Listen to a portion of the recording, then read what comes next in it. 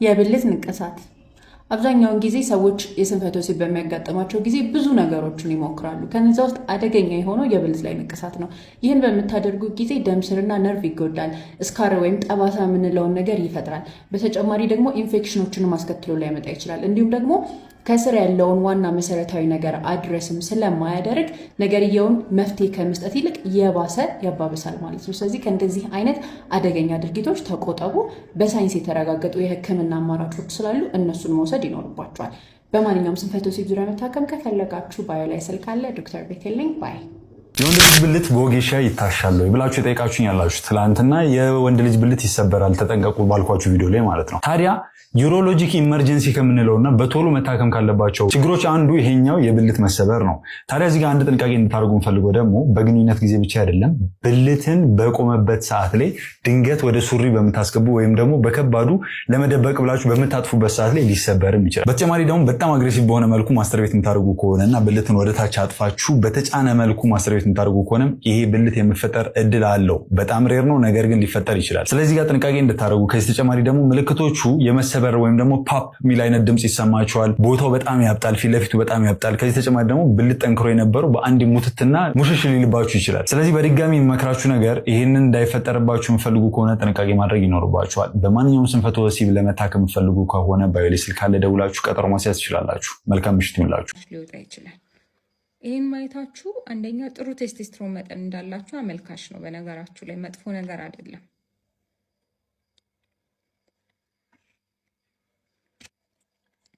ኖ ግንኙነት ቆይታ የሚቆጠረው ከፔኔትሬሽን በኋላ ነው። ቅድመ ዝግጁነቱ ላይ ምንም ያህል ደቂቃ 30 40 ደቂቃ ቆይታችሁ ልክ ፔኔትሬሽን ላይ 1 ደቂቃ ከሆናችሁ ዊ ኮል ኢት ፕሪማቹር ኢጃኩሌሽን ነው። ከቁመቷ አጠር ያለች በባህሪዋ ተንኮለኛ የሆነች ጓደኛ ነበረችኝ። እኔ የምኖረው ውጪ ነው። ከምኖርበት ውጪ ደውዬ እባክሽ ሚስት ፈልጊልኝ ብዬ ስላልነበር ከአንዳንድ ከምትኖርበት ዱባይ ሚስት ፈልጋ ያገናኘችኝ ይለናል የዛሬ ባለ ታሪካችን በውስጥ መስመር። እንግዲህ ምን አለ ሚስት ፈልጊልኝ ስላት ነበር ከአንዳንድ እንግዲህ ሚስት እንዳገኘችልኝ የነገረችኝ። ወዲያው ከምኖርበት አካባቢ መጣው። ኢትዮጵያ ተገናኝተን እንግዲህ አስፈላጊውን ክራይቴሪያ ሟልቼ ሰርግ ደግሼ አገባኋት። እንግዲህ ተመልሼ ወደምኖርበት ውጭ አልሄድኩም አለ።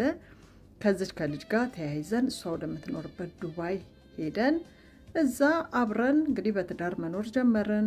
አሁን ባለቤቴ 4 ወር ነፍሰ ጡር ናት። ነገር ግን እህቴ እቺ ከቁመቷ አጠር ያለች በባህሪዋ ተንኮለኛ የሆነች ጓደኛዬ ልታኖረኝ አልቻለችም። ለባለቤቴ ምን ብላ እንደምትላት አላቅም። ስለኔ መጥፎ ነገር እየነገረቻት ይሁን ሰላሜን አሳጣችኝ አለ። ህይወቴን፣ ኑሮዬን፣ ትዳሬን ሲኦል አደረገችው። ባለቤቴ ደግሞ ችን ሴት በጣም ነው የምትወዳት፣ እንደ አምላክ ነው የምትፈራት፣ የእሷን ቃል በጣም ነው የምታከብረው አለ።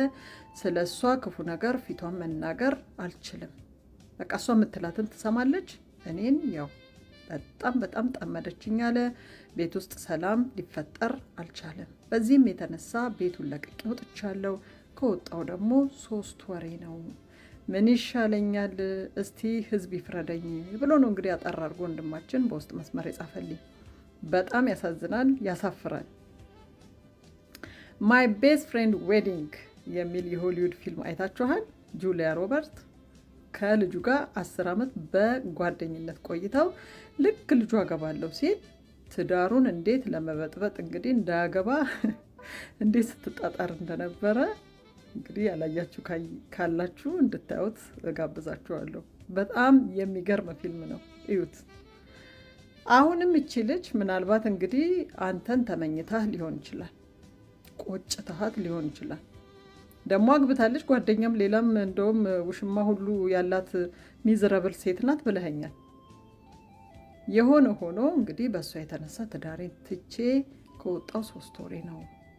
በቃ ስለ እኔ ምን እንደምትላት አይታወቅም። ለባለቤቴ ለማስረዳት አልችልም አለ። በቃ ልጅቷ በጣም ነው የምትወዳት፣ የእሷን ቃል ነው የምትቀበለው። በቃ ከቁጥጥር ውጭ ሆኗል። ምን ይሻለኛል ብሎ ነው እንግዲህ። ያሳዝናል፣ ያሳፍራል። እንግዲህ እኔ ምን አልኩት፣ ወደ ትዳር ተመለስ። ሚስት ነፍሰ ጡር ናት። በዚህ ሰዓት ጥሎ መሄድ ጥሩ አይደለም። ነገ ልጁ ይወለዳል። ስለዚህ ወደ ትዳር ተመለስና የምትፈራቸው ሰዎች ካሉ ሽማግሌ ሰብስበ ሚስትህን እንዲያናግሩ። ወሬ አትስሚ፣ ትዳርሽ ይበልጣል ብለው ሚስትህን እንዲያናግሩ አድርግ።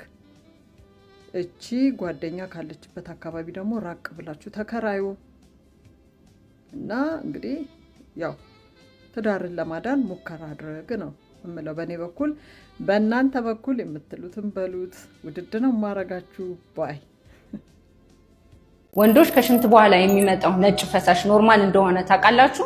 ይህ ብዙ ጊዜ ከሚመጡ ታካሚዎች የሚያጋጥመን ጥያቄ ነው። ይህንን ቪዲዮ ለጓደኞቻችሁ ሼር አድርጉላቸው። ሰላም፣ ዶክተር ህይወት ነኝ፣ የቆዳና የአባላዘር ሐኪም ከትሪዮደርማ። ይህ በህክምና ስሙ ፕሪ ኢጃኩላተሪ ፍሉድ የምንለው ሲሆን የስሜት መነቃቃት ሲኖር የሽንት ቧንቧን ለማጽዳትና ለማለስለስ የሚወጣ ተፈጥሯዊ ፈሳሽ ነው። ነገር ግን በከፍተኛ ማቃጠል ብዛት የሚኖረውና መጥፎ ጠረን የሚኖረው ከሆነ የሽንት ቧንቧ ኢንፌክሽን ወይም የፕሮስቴት እጢ መቆጣት ምልክት ሊሆን ይችላል። ስለዚህ ችላ ሳትሉ የህክምና መፍትሄ ማግኘት ይኖርባቸዋል። እነዚህ ምልክቶች ከሌሉ ግን ይሄ ፈሳሽ ኖርማል ነው። እንደዚህ አይነት ቲፕ እንዲደርሳችሁ ይህንን ፔጅ ፎሎ ያድርጉ።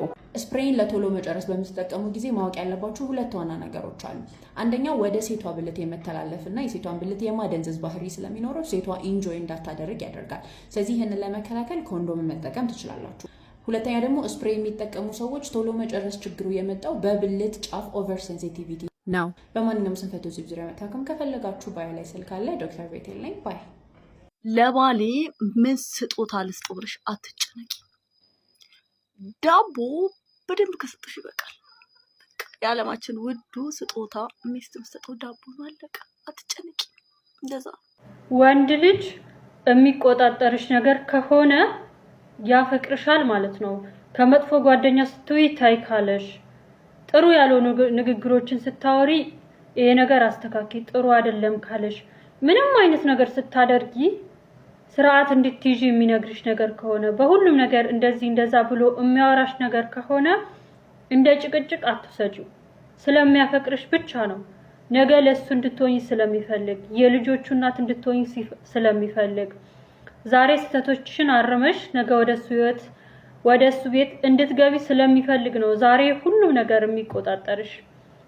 እኛ ሴቶች ብዙ ነገር ወንዶች ሲሉን እንደ ጭቅጭቅ አድርገን ልንወስደው እንችላለን፣ ግን ነው ጭቅጭቅ አይደለም። ዛሬ እንድትስተካከይ ስለሚፈልግ ነው።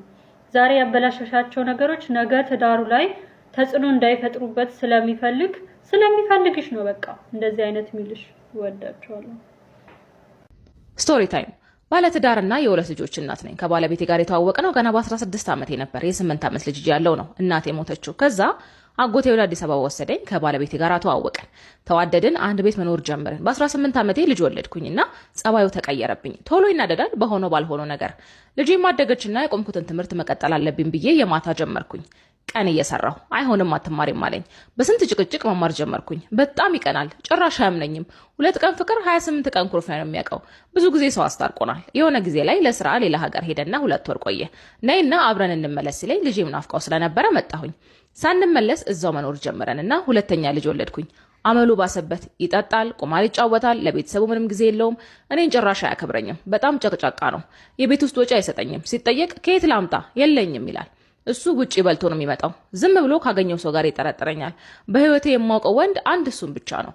አሁን ላይ መለየት ፈልጋለሁና ምን አይነት ምክር ትሰጡኛላችሁ? ህይወቴ በጣም አስጠላኝ እባክሽ ብላናለች የዛሬዋ ባለ ታሪካችን። ስለዚህ እናንተ ለዚህ ቼታችን ምን አይነት ምክር ትሰጣላችሁ የሚለውን ነገር ለመስማት ነው ይሄንን ታሪክ ይዤላችሁ የመጣሁት። ቴንክ ዩ ሶ ማች። የኔና የባለቤቴ ሚዜ የሰርጋችን ዕለት ተደባደቡ ትላለች የዛሬ ባለ ታሪካችን። ሀይ ጋይስ እንዴት ናችሁ? የዌዲንግ ድራማ 8ኛ ክፍላችን ላይ ደርሰናል። ከባለቤቴ ጋር ለመጋባት ስናስብ ሚዜ ልናደርጋቸው ቀድመን ያሰብናቸው ሰዎች ነበሩ። 3 በጣም የምወዳቸው ምርጥ ጓደኞች አሉኝ። 3 እነሱንና አንድ እህቴን ነበር ለማድረግ ያሰብኩት። ባለቤቴ ደግሞ ከሱ ግን 4 ጓደኞች ከልጅነት ጀምሮ አብሮ ያደጉ ጓደኞች አሉ። እነሱ ነበር ሚዜ ሊያደርግ ያሰበው። ከዛ ሽማግሌ በሽምግልናውም ኤቭሪ ስቴፕ ላይ አብረውን ነበሩ ሚዜዎቻችን። ከዛ ለሰርጋችን ግን 6 ወር ሲቀረው ነበር ሚዜዎች የመረጥ ነው። ልክ 1 ወር አካባቢ ሲቀረው አንደኛዋ የኔ ጓደኛዬ ቤስት ፍሬንዴ የኔ ሰርግ የሚውልበት ሳምንት ላይ ለስራ ወደ ውጭ መሄድ እንዳለባት ይነገራታል። በዛ ምክንያት ሌላ ሚዜ መፈለግ ጀመርን። ኦልሬዲ እሷ ልብስ ምናምን ስለተለካች ምናምን ልብስ ምናምን በእሷ ወጪ ይቻልና እኔም አንዳንድ ወጪዎችን ሸፍኜ የሚመጣው ሰው ምንም ወጪ ከኪሱ ሳይወጣ ሚዜ መፈለግ ጀመርን። ከዛ ሚዜ ስናፈላልግ እናቴ የምታውቃት አንዲት ሴት የእሷን ልጅ ለምን እሷ ሚዜ አትሆንም ብላ አመጣቻት። እኛም በቃ በጣም ደስተኛ ሆነን ነበር የተቀበላት። ምክንያቱም ሚዜ አተን ተቸግረን ነበረ። ከዛ በቃ በጣም እኛም ዌልካሚንግ ለመሆን ሞከርን። ምክንያቱም አዲስ ስለሆነች ከማንንም አታውቅም። በቃ እንድትግባባ እኔም እደውልላታለሁ፣ ሌሎች ሚዜዎችም እንዲደውሉላት እንዲግባቧት መጣር ጀመርኩኝ። እህቴ ግን ምንም ቀልቧ አልወደዳትም። ምንድነው የሚያንቀለቅላት ልጅ ቀልቃላ ናት ምናምን ትላለች ሁል ጊዜ። እኔ ደግሞ ተይ እንደዚህ አትበይ ምናምን ዊሊንግ ሆና ሚዜ ሆናልኝ ምናምን ተይ እንደዚህ አትበይ ምናምን ብዬ እህቴን ሁል ጊዜ የገሰጽኳት ቀጠልን። ከዛ ሰርጋችን 1-2 ቀን ሲቀረው ሚዜዎች እንዲግባቡ በየቀኑ እንገናኝ ነበረ። ከዛ እሷ ሚዜ ከምትሆነው ሰው ጋር በቃ በጣም ነው የተግባቡት። በጣም ሁለቱም ቀን በጣም ነው ኮኔክት ያደረጉት አብረው። ይሄ ሌሎቻችን በፊትም እንተዋወቃለን እና እኛ አብረን ከምንሆነው በላይ ሁለቱ በጣም በቃ የሆነ የተለየ አይነት ቅርበት ያሳዩ ጀመረ። በቃ ግራ ተጋብተን በቃ ያርግላቸው።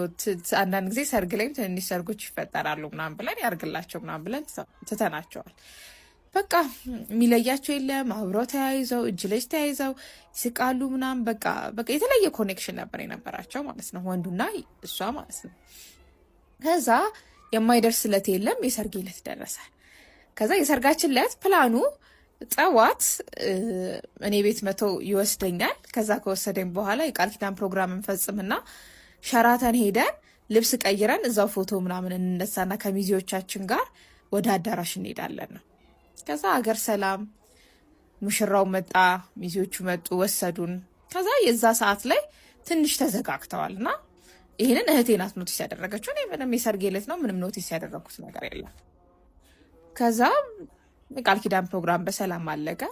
ወደ ሸራተን ሄድን የቃል ኪዳን ፕሮግራሙ ካለቀ በኋላ እና ሸራተን ከደረሰን በኋላ ልብስ እየቀያየርን ምናምን ይሰዳደቡ ጀመር። ማለት እሷ በጣም ትሰድበዋለች፣ እሱም ይሰድባታል። በቃ እኛ በጣም ግራ ተጋብተን የሰርጉን ነገር አለምትተን እነሱ ማገላገል ጀመር። ከዛ ስናገላግላቸው ጥግ ይዘው ይቀመጡና ድጋሚ ደግሞ ይሰዳደባሉ። ከዛ ባለቤቴ ጓደኛውን ጠራውና ተው ምናምን እንዴት እንደዚህ ታደርጋለህ ምናምን ብሎት ተቆጣውና በቃ እሱ ስርዓቱን ይዞ ተቀመጠ። እሷን ማን ያስቆማት? ብቻዋን ጥግ ላይ ቁጭ ብላ ትሳደባለች። ልጁ በቃ በጣም ስነ ስርዓቱን ያዘ። እሱ ከተናገረው በኋላ ጸጥ ብሎ ያያታል።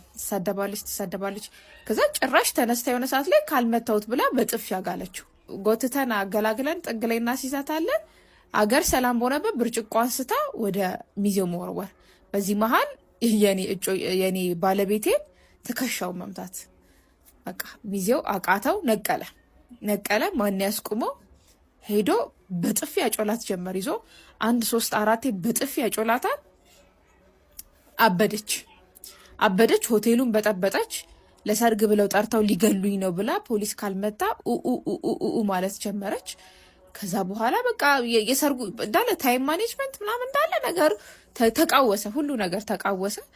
ከዛ በኋላ ከቤተሰብ ሰው ጠራንና እንደምንም አረጋግተው መኪና ይዘው መጥተው ይዘዋት ወደ ሌላ ቦታ ሄዱ። ከዛኛም ወደ ሰርጉ ቦታ ሄድን። እንደምንም እንደዚህ ግራ እንደተጋባን አይናችን እንደተፈጠጠ የአዳራሽ ፕሮግራም አለቀ። ከዛ በኋላ በቃ ልጅቷ ለካ በጣም እንደዚህ የባህሪ ችግር አለባት። ከጓደኛ ምናምን የላትም። ቤት ውስጥ የምትበጠብጥ ልጅ ናት ምናምን። ይሄንን የምንሰማው እንግዲህ ካለፈ በኋላ ነው። ብቻ የሰርጋችን ዕለት በጥብጣ ነገር አለሙን ቀውጣው አለፈ። ከዛን ቀን በኋላ እናቴም ጓደኛዋን አልጠየቀቻትም፣ እሷንም አይተናት አናቅም። ነገር ግን ካሜራማኖቹ እንደውም የያዙት የሆነ ቪዲዮ ነበረና ሁል ጊዜ እሱም ቪዲዮ ባየነው ቁጥር በጣም እንስቃለን። ባለቤቴም ጓደኛው ላይ ሁል ጊዜ ሙድ ይዝበታልና ሰርጌ ሚዜዎች የተደባድበው በሚገርም ሁኔታ አለፈ ትለናለች የዛሬ ባለ ታሪካችን። እስኪ እናንተም እንደዚህ የሚያስገርም ወይም ደግሞ በቃ የሚያስቅም ቢሆን የዌዲንግ ድራማ ያላችሁን መላካችሁ እንዳትረሱ። ሌሎቻችሁም ታሪኮቻችሁን ላኩ። ወዳችኋለሁ። አመሰግናለሁ።